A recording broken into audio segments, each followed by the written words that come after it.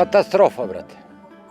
I sami vidite da uopšte ne postoji kap vode, grla već umiru, lipšu, šta da radim?